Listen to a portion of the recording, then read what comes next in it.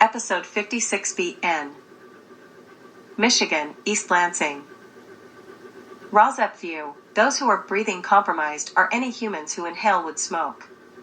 Humans with common sense are those who are trying to avoid the risk to human health of wood-burning PM 2.5 emissions.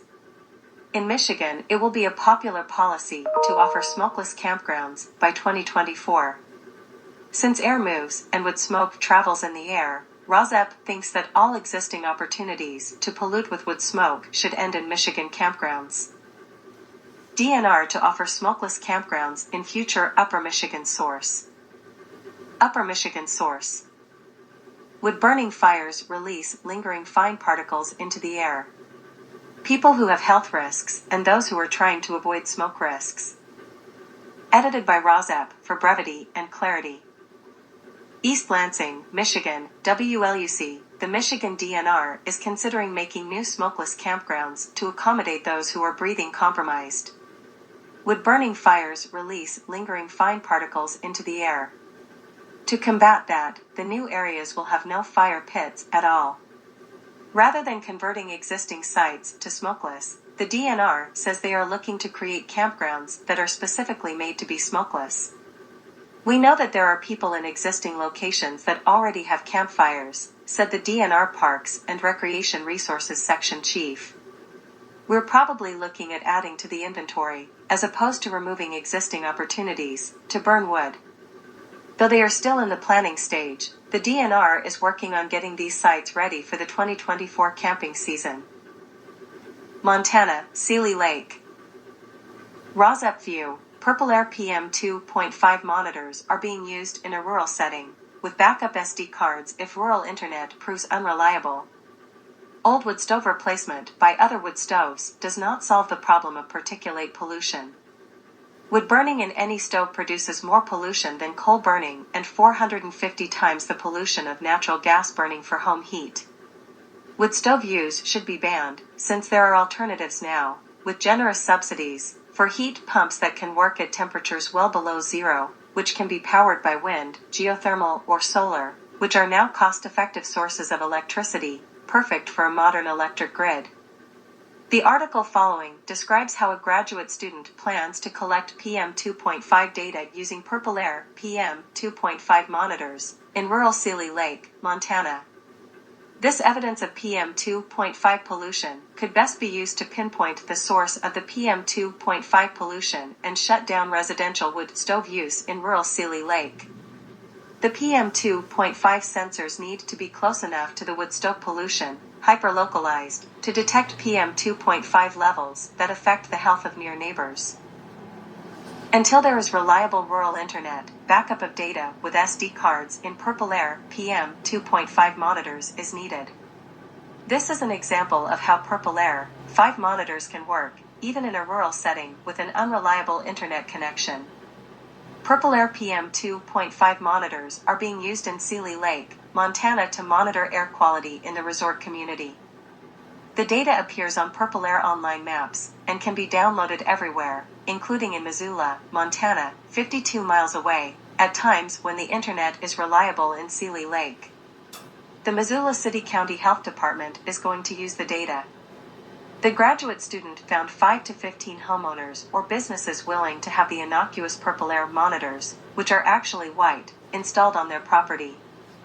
Then, the graduate student created a study protocol or design framework that can be passed along for others involved in this 2-year study. A good Wi-Fi connection, the graduate student said, is valuable for data collection in real time.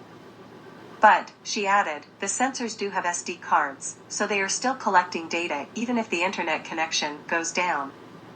I'll just have to go up to Seeley and manually download the data if they stop working, she said. We have a lot of possibilities to make this work. Seeley Lake sits in a narrow valley, making it prone to air inversions made worse from particulate matter, PM 2.5, in the smoke from older wood-burning stoves. In a largely ineffective effort to reduce particulate matter was only reduced 50% when the county embarked on an ambitious stove replacement program in 2012, changing out 164, or nearly 90%, of existing stoves in the community with cleaner burning devices. A permanent monitoring station, located at the Seeley Lake Elementary School, continues to show a 50% improvement in particulate matter at that location. The new study aims to see if this improvement is community-wide. We think most neighborhoods will meet particulate standards now, a health department official said. But we want to find out if it's distributed more evenly or if one neighborhood is having trouble. This is important because particulate pollution does impact people's health. student wrangles Wi-Fi to study air quality in popular resort town University of Montana. University of Montana. Seeley Lake sits in a narrow valley, making it prone to air inversions made worse from particulate matter in the smoke from older wood burning. Edited by Rozep for brevity and clarity. Seeley Lake, a University of Montana graduate student, spent several weeks this spring semester diligently hunting for strong internet connections in Seeley Lake, Montana. Her search for a robust link had nothing to do with taking an online class or watching a favored social media channel, but was needed for a capstone project she is conducting, which will help the Missoula City County Health Department study air quality in the resort community 52 miles northeast of Missoula. The Wi-Fi, she explains, is needed to transmit data from small air quality monitors, called PurpleAir, from Seeley Lake homes and businesses to Missoula. After several attempts, she and her supervisor, an air quality specialist for the Missoula City County Health Department, finally found success. Last week, we were able to get a sensor up and running at a location we tried several times before, Cram reported. We can't figure out why it worked this time, but we are happy it did. This gave us a green light to reach out to the other volunteers who are letting us install the sensors on their property. Such trial and error is one of many valuable lessons learned by students through capstone research projects. Seeley Lake sits in a narrow valley, making it prone to air inversions involving particulate matter in the smoke from older wood-burning stoves. To reduce particulate matter, the county embarked on an ambitious stove replacement program in 2012, changing out 164, or nearly 90%, of existing stoves in the community with cleaner burning devices. A permanent monitoring station, located at the Seeley Lake Elementary School, continues to show a 50% improvement in particulate matter at that location. The new study aims to see if this improvement is community-wide. We think most neighborhoods will meet particulate standards now, Schmidt said. But we want to find out if it's distributed more evenly or if one neighborhood is having trouble. This is important because particulate pollution does impact people's health. Contact Dave Kuntz, Director of Strategic Communications, 406-243-5659, dave.kuntz@umontana.edu. Ohio, Columbus. Rozep View 1, the maker of one type of PM2.5 monitor, IQAir's report on the state of Columbus, Ohio's air is being attacked by both the Ohio EPA and Mid-Ohio Regional Planning Commission. However, in response to the IQAir report, more government-owned regulatory PM2.5 monitors have been installed in Ohio. Rozep View 2, residential wood burning as a source of PM2.5 pollution is not mentioned in this article, unless wood burning is glancingly referred to as energy creation.